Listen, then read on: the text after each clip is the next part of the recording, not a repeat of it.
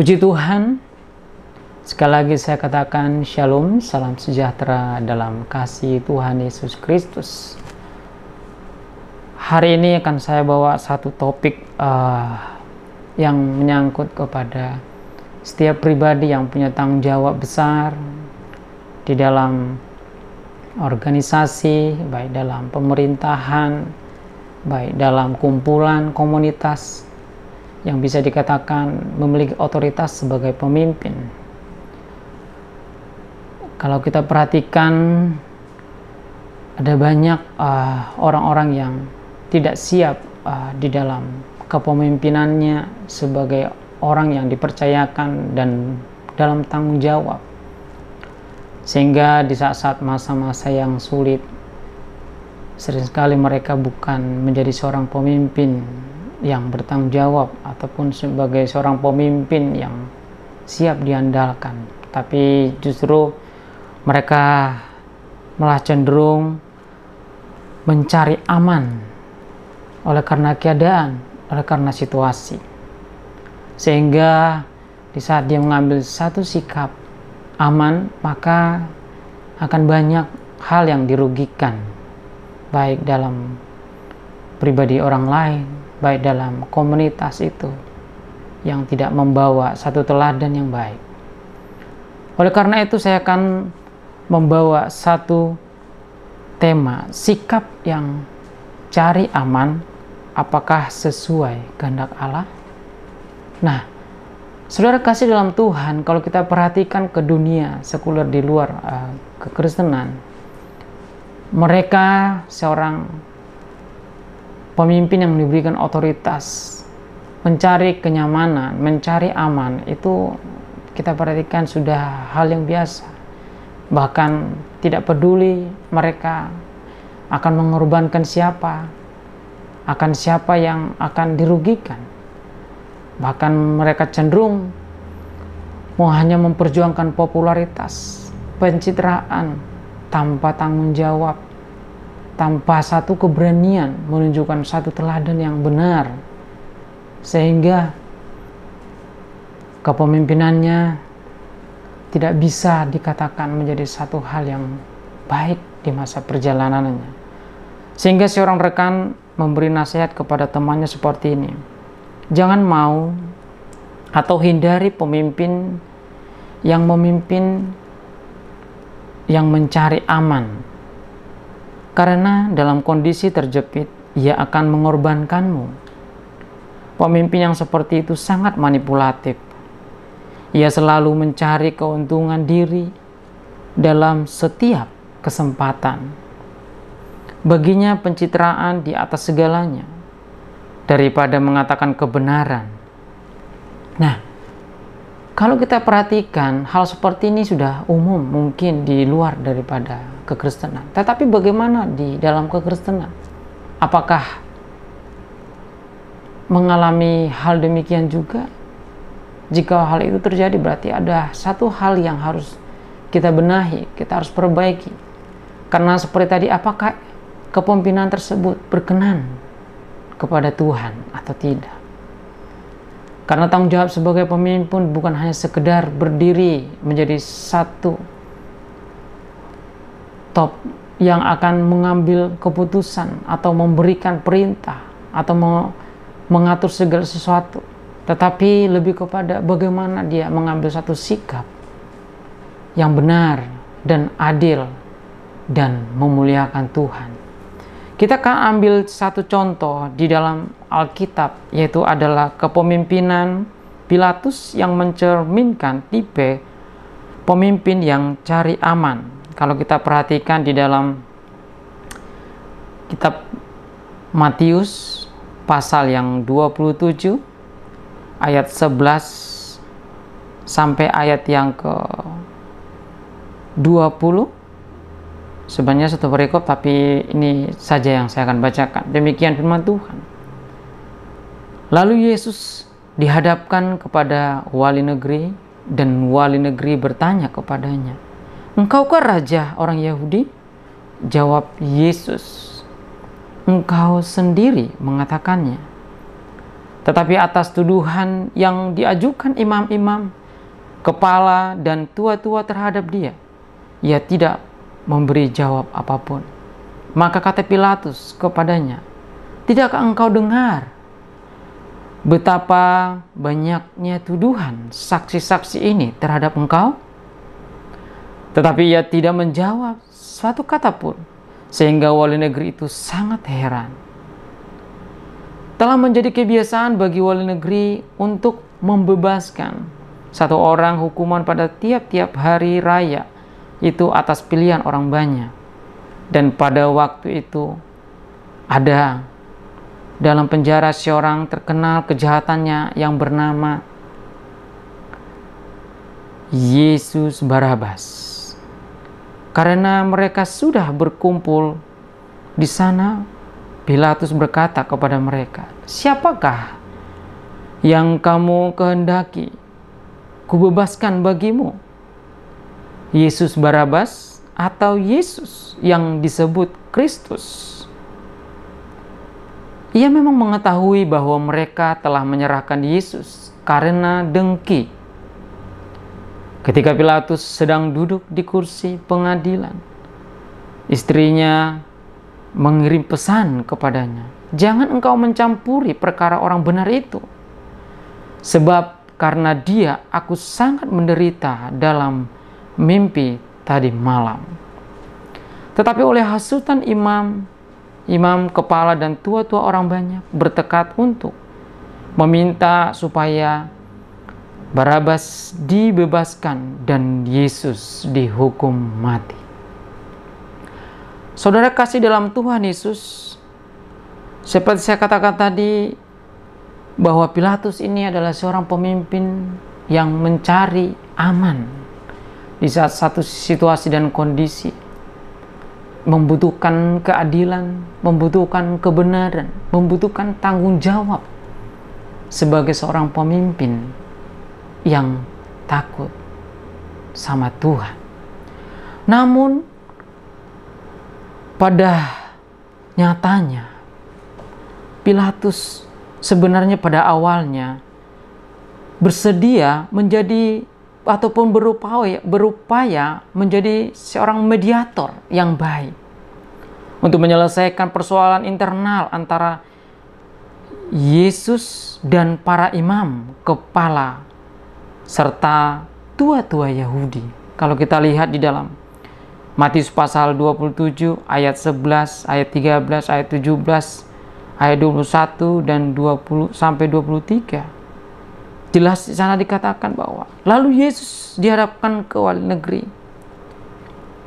dan bertanya, "Engkaukah raja orang Yahudi?" Jawabnya, "Engkau sendiri mengatakan." Ayat 13, maka kata Pilatus kepadanya, "Tidakkah engkau dengar betapa banyaknya tuduhan saksi-saksi itu terhadap engkau?" Ayat 17, karena mereka sudah berkumpul di sana, Pilatus berkata kepada mereka, "Siapa yang kamu kehendaki kubebaskan bagimu? Yesus Barabas atau Yesus yang disebut Kristus?" Ayat 21 sampai 23.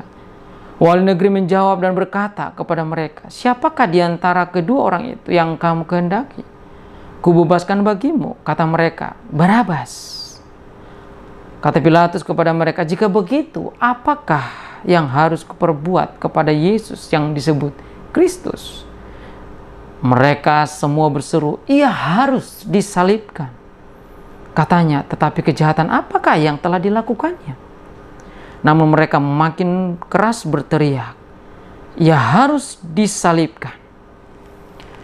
Seperti saya katakan tadi, pada awalnya ada satu kebaikan di dalam diri Pilatus waktu dia bertemu antara Yesus dengan imam-imam kepala dengan tua-tua Yahudi, menjadi seorang mediator. Namun dengan waktu yang singkat dia berubah karena situasi, kondisi yang masa ataupun orang-orang banyak yang dikatakan, dan Pilatus tahu bahwa mereka menyerahkan Yesus itu bukan karena kebenaran ataupun keadilan yang benar-benar yang mereka tuduhkan, tetapi karena mereka dengki terhadap pribadi Yesus. Namun pada saat itu dia berbalik. Dari seorang mediator, dia menjadi seorang yang tidak memiliki satu kemampuan menjadi satu membuat mediasi antara orang-orang imam-imam dan tua-tua Yahudi. Ketika melihat perubahan kondisi dan emosi massa yang makin lama semakin meninggi, belum lagi diperparah oleh provokasi para elit agama Yahudi yang memakai isu penista agama sebagai dalil hasutan.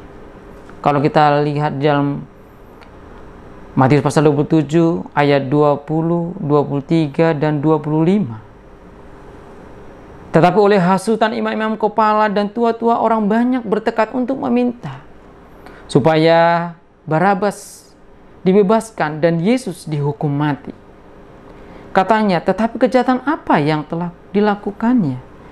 Namun mereka semakin keras berteriak, ia harus disalibkan. Dan seluruh rakyat itu menjawab, biarlah darahnya ditanggungkan atas kami dan atas anak-anak kami. Situasi semakin serius. Ini kadang-kadang menjadi tantangan bagi seorang pemimpin yang pada awalnya dia menjadi seorang mediator, di mana dia akan mencoba membangun satu penyelesaian di antara pihak A dengan pihak B. Tetapi karena dia sudah mulai cenderung kepada mayoritas yang menginginkan hal yang sepatutnya tidak harus dikabulkan. Ini menjadi tantangan bagi seorang pemimpin, termasuk Pilatus. Walaupun kita lihat tadi pada awalnya dia sudah tahu kebenaran bahwa Yesus itu sebenarnya tidak melakukan kesalahan. Namun apa yang dilakukan oleh Pilatus? Karena orang-orang elit agama juga sudah mulai membuat isu-isu tentang penistaan agama. Karena Yesus mengajarkan tentang kebenaran bahwa Yesus adalah anak Allah. Sementara pada saat itu orang-orang Yahudi yang percaya kepada Taurat, mereka tidak percaya kepada Yesus adalah anak Allah. Sehingga mereka menganggap ajaran-ajaran mereka, ajaran-ajaran Yahudi berdasarkan agama Yahudi yang mulai goncang karena kehadiran ajaran Yesus. Sehingga mereka menganggap bahwa ajaran Yesus menjadi satu isu yang baik, penistaan agama untuk menjatuhkan Yesus, supaya Yesus disalibkan. Lalu bagaimana sikap Pilatus sebagai pemimpin? Harusnya Bapak Ibu terkasih sudah tahu apa sebenarnya tindakan yang harus dipilih. Namun Pilatus memilih cuci tangan dan mengorbankan Yesus. Kita lihat di dalam ayat 2 pasal 27, Matius pasal 27 ayat 24 dan 26. Ketika Pilatus melihat bahwa segala usaha akan sia-sia, malah sudah mulai timbul kekacauan, ia mengambil air dan membasuh tangannya di hadapan orang banyak dan berkata, aku tidak bersalah terhadap darah orang ini. Itu urusan kamu sendiri. Lalu ia membebaskan Barabas bagi mereka. Tetapi Yesus disesahnya lalu diserahkan untuk disalibkan. Inilah yang terjadi di saat seorang pemimpin yang tidak punya keberanian, keyakinan yang berdasarkan iman kepada Tuhan yang dimuliakan. Sehingga dia tidak punya pendirian. Sehingga dia tidak punya satu kekuatan untuk bertahan. Mana yang benar, yang harus dipertahankan. Atau orang banyak yang mulai berteriak dengan keras, yang harus dikabulkan permintaannya. Kadang-kadang posisi seperti ini adalah posisi yang sangat sulit sebagai pemimpin. Tetapi bukan berarti ini menjadi satu alasan bagi pemimpin menjadi kompromi terhadap kelemahannya, kompromi terhadap kekurangannya, sehingga dia melupakan kebenaran, melupakan keadilan, melupakan Tuhan yang dia akui sebagai pemimpin tertinggi atas segala pemimpin. Sehingga saudara kasih dalam Tuhan, kalau kita perhatikan waktu istrinya menegur Pilatus, sebenarnya dia sudah tahu bahwa cerita yang sesungguhnya, dia sudah tahu bahwa Yesus itu siapa. Bahwa Yesus itu adalah melakukan hal yang benar. Namun dia cerdas. Karena dia lebih memikirkan bagaimana supaya membuat situasi aman. Membuat situasi tidak ada satu kericuhan. Walaupun harus menguburkan kebenaran. Walaupun harus mengaburkan kebenaran. Ini satu sikap yang sangat buruk bagi seorang pemimpin. Dia lebih mencari sikap, mencari aman, daripada harus dia bertahan dalam kebenaran, dalam keadilan. Sebagai pemilik otoritas, pemimpin pada saat itu.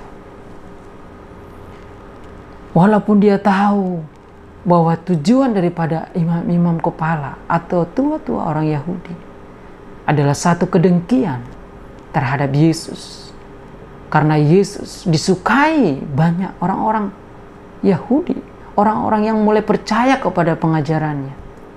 Sehingga ada satu muncul kedengkian, iri hati.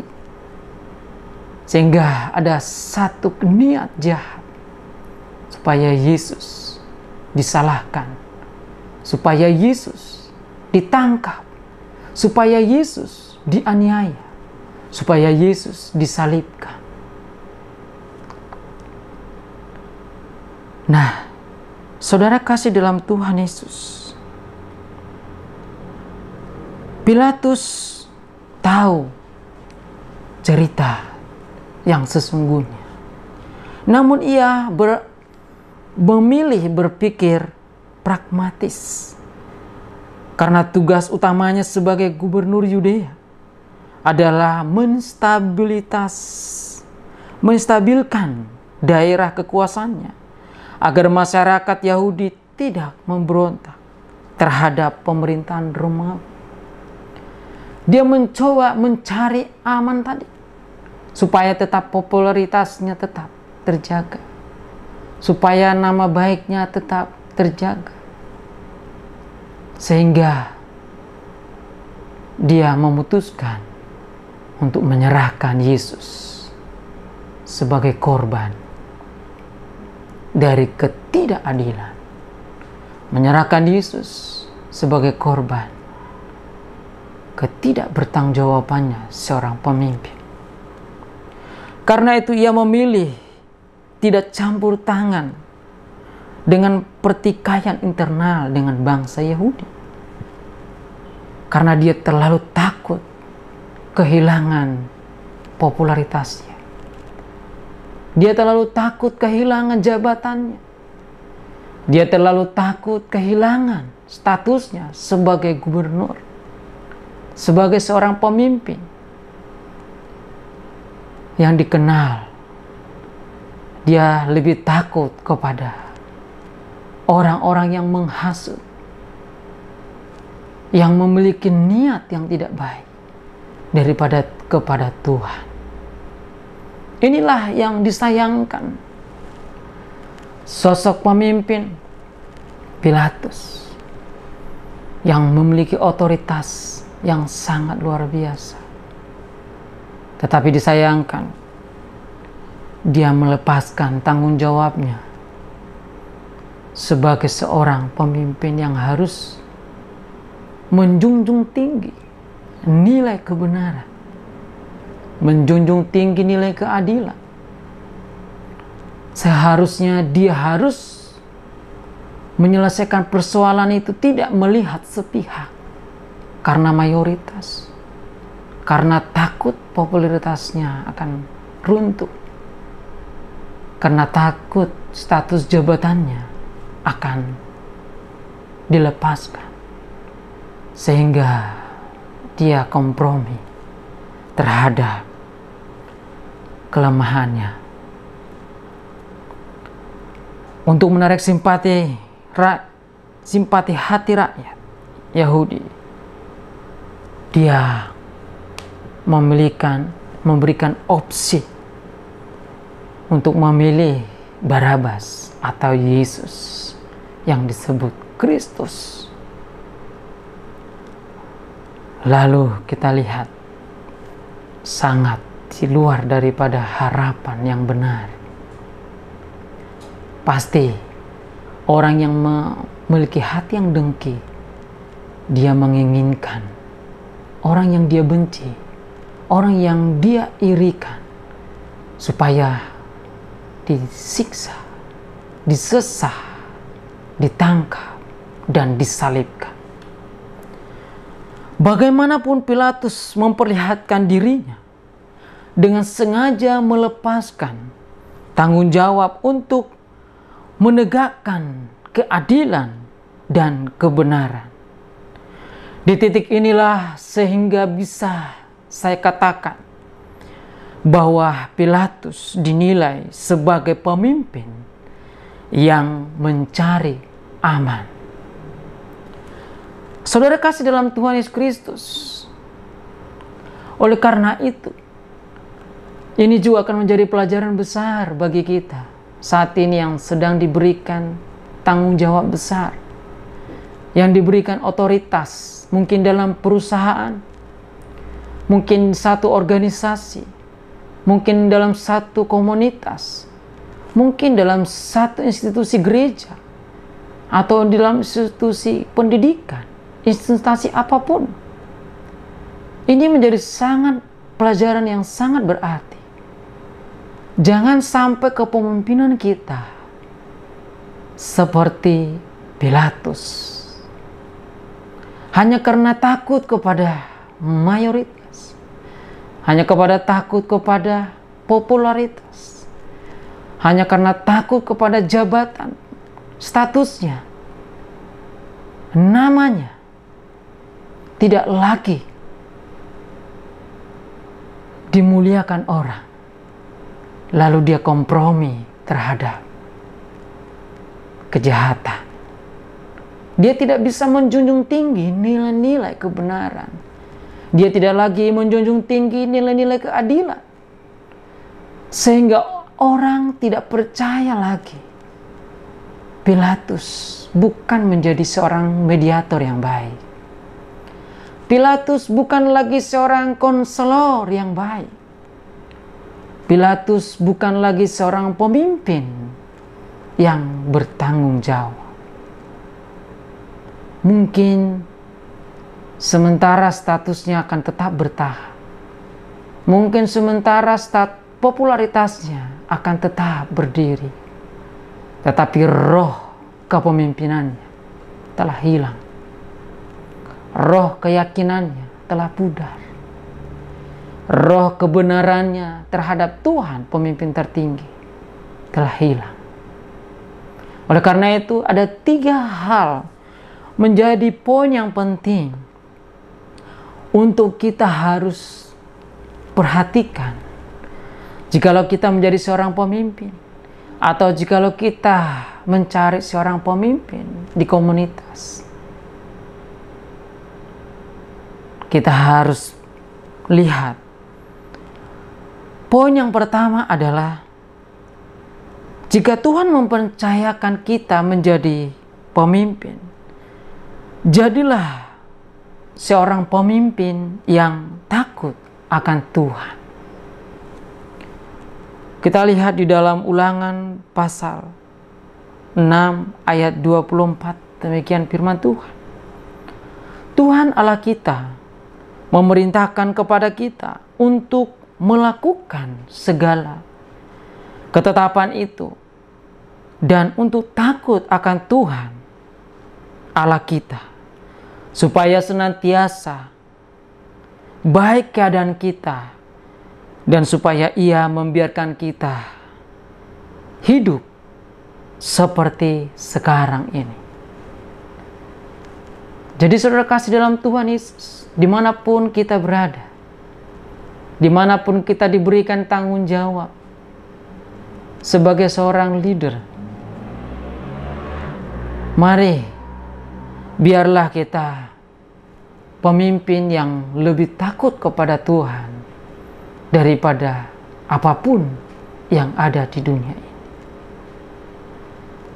Karena dukungan manusia satu ketika akan lenyap. Dukungan dunia satu ketika akan berpindah. Seperti ada istilah filosofi politik di dalam pemerintahan. Seketika dia akan menjadi teman, sewaktu-waktu juga dia akan menjadi lawan. Ini menjadi hal yang umum, sehingga dunia perpolitikan, baik di pemerintah, permusuhan, bahkan pertentangan,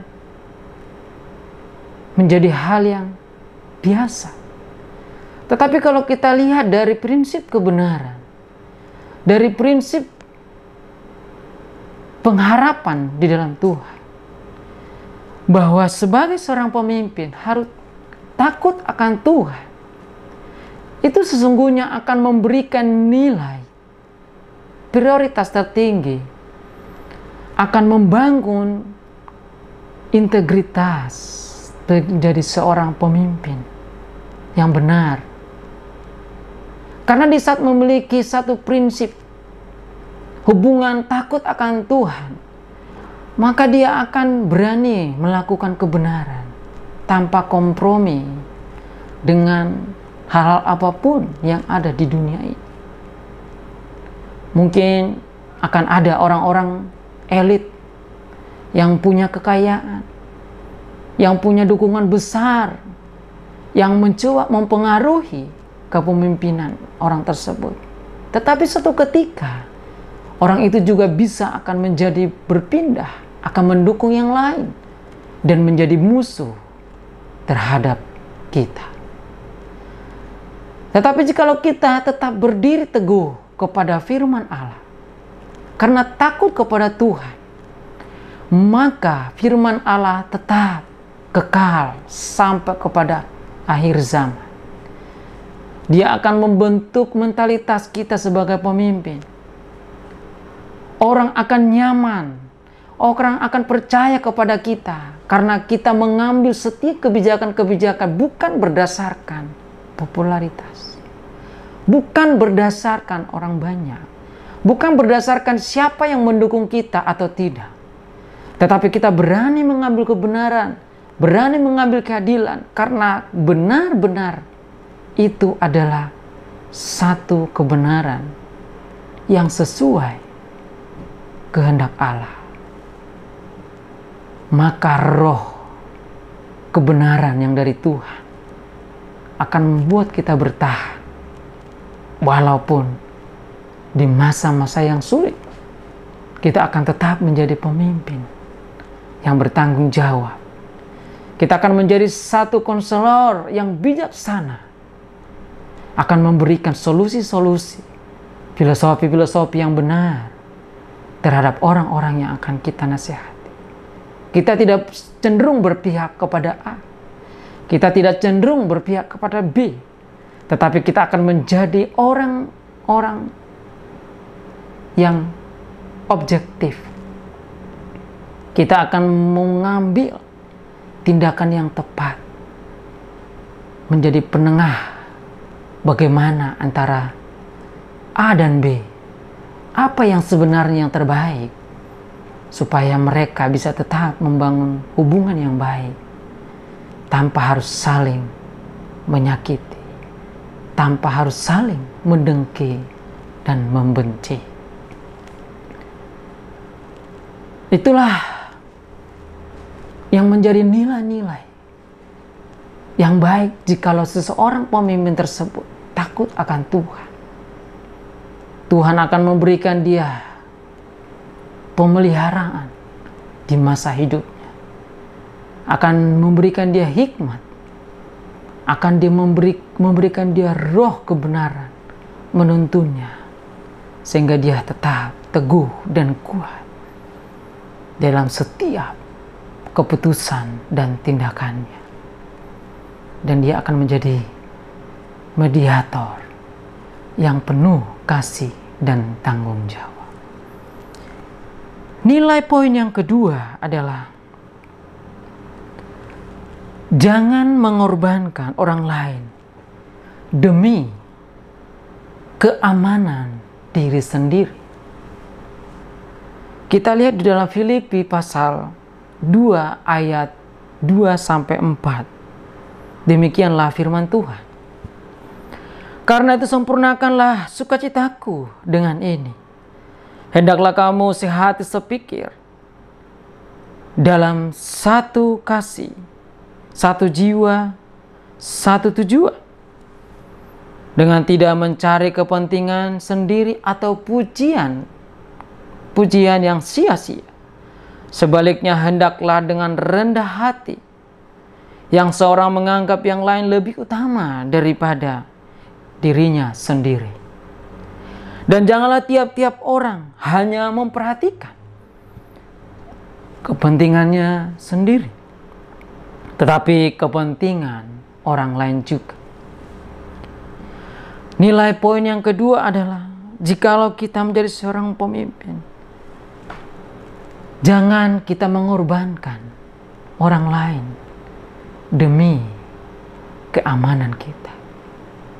Jangan kita mengorbankan orang lain demi keuntungan diri sendiri. Jangan kita mengorbankan orang lain demi kepentingan diri sendiri. Tetapi pikirkanlah orang lain juga.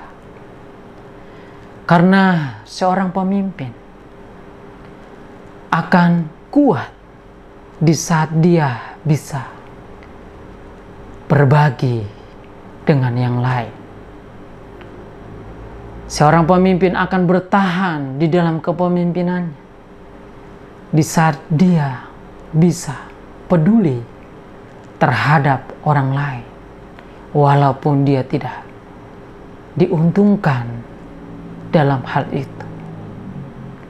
Karena berbicara kepemimpinan bukan berbicara soal untung rugi, tetapi berbicara soal mentalitas. Bagaimana keberanian kita untuk mengambil satu tindakan yang benar, walaupun mungkin tidak seperti Pilatus. Di saat dia ingin melihat bahwa sebenarnya Yesus ini benar-benar tidak melakukan kesalahan, tetapi dia melihat kalau dia mendukung Yesus, keuntungan apa yang dia dapat. Dia sebagai seorang orang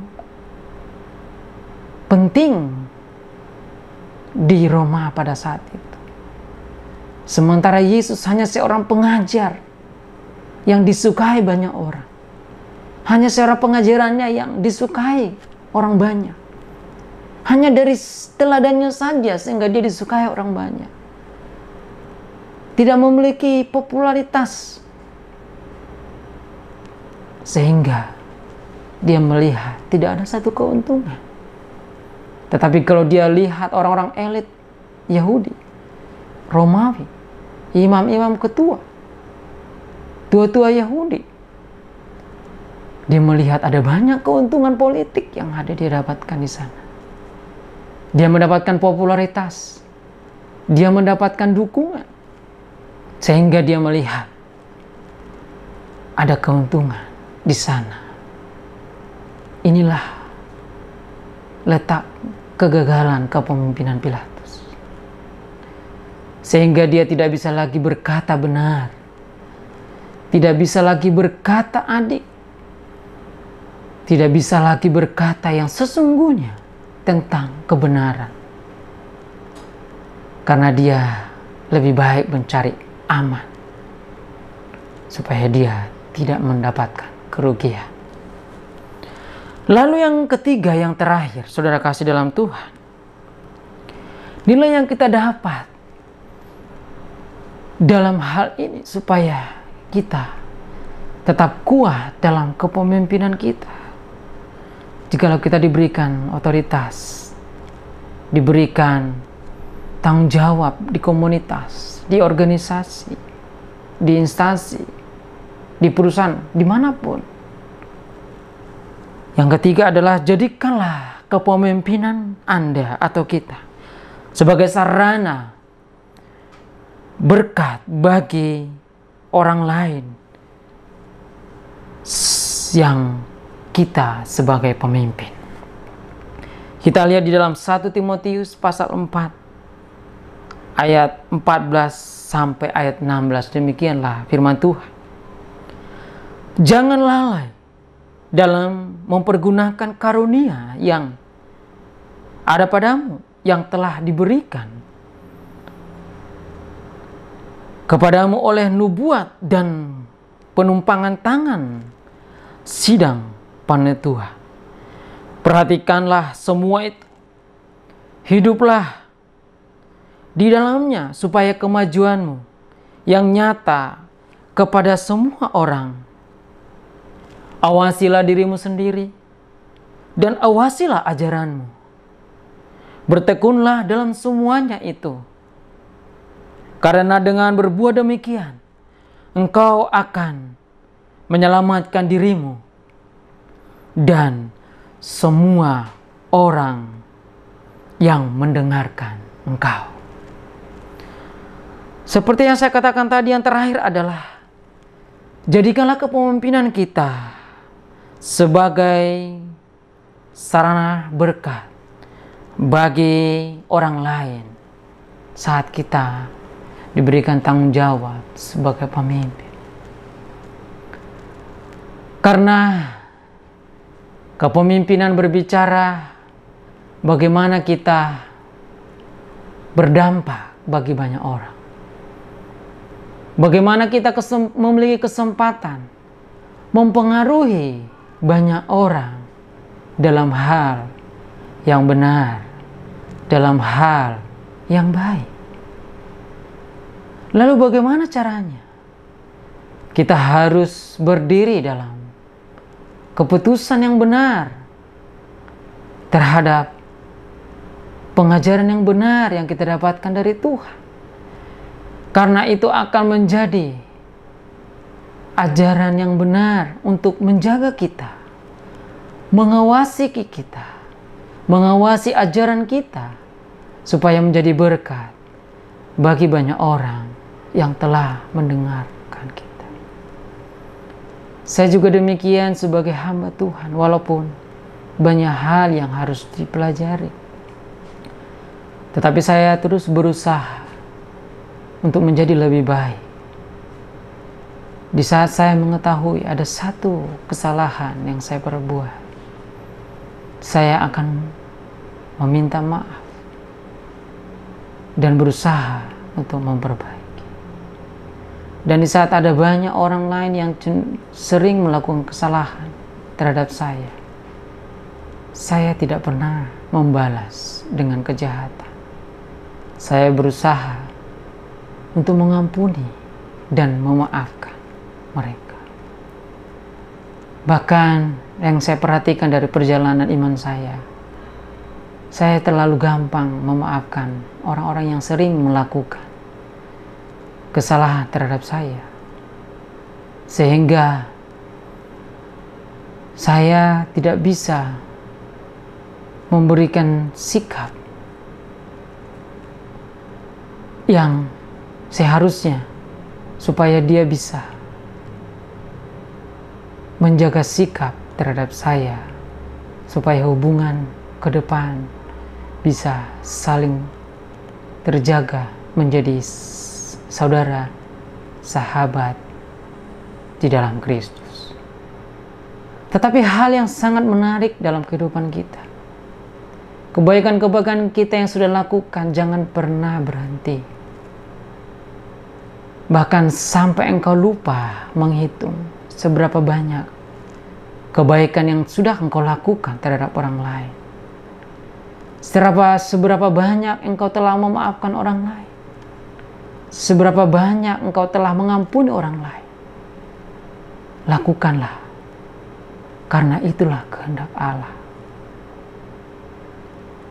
Karena kepemimpinan yang kita terima dari Tuhan adalah satu tanggung jawab besar, adalah satu anugerah yang terbesar, supaya di saat ada satu kesempatan itu diberikan kepada kita, kita bisa menjadi berkat bagi banyak orang, dan juga menjadi berkat bagi kita sendiri dalam setiap pengajaran kita.